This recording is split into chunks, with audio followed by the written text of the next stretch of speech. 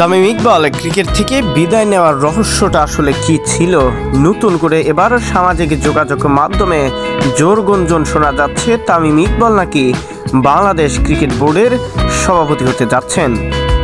একটি বেসরকারি টেলিভিশন চ্যানেলে মোহাম্মদ আশরাফুল বলেছেন, তামিম যদি এখন বোর্ড প্রেসিডেন্ট হয় তবে এটাই সঠিক সময়, কারণ তার অনেক অভিজ্ঞতা আছে। তামিমের বয়স কিন্তু একদম কম না, 17 থেকে 18 বছর ধরে ক্রিকেট খেলছে সে, অভিজ্ঞতার কোনো কমতিও নেই।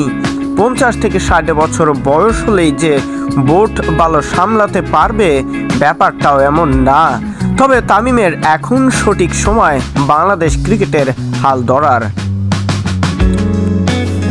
কয়েকদিন আগে বিএনপির ক্রীড়া বিষয়ক সম্পাদক ও জাতীয় দলের সাবেক ফুটবলার আমিনুল হক বলেছিলেন, তামিম বাংলাদেশের একজন গ্রেটেস্ট ক্রিকেটার নিঃসন্দেহে।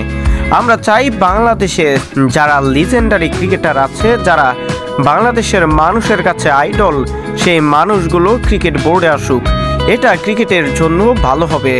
তথ্য অনুযায়ী অক্টোবরে বিসিবি নির্বাচন করবে দেশসেরা এই ওপেনারের, সেখান থেকে হয়ে যেতে পারেন বিসিবির প্রেসিডেন্টও।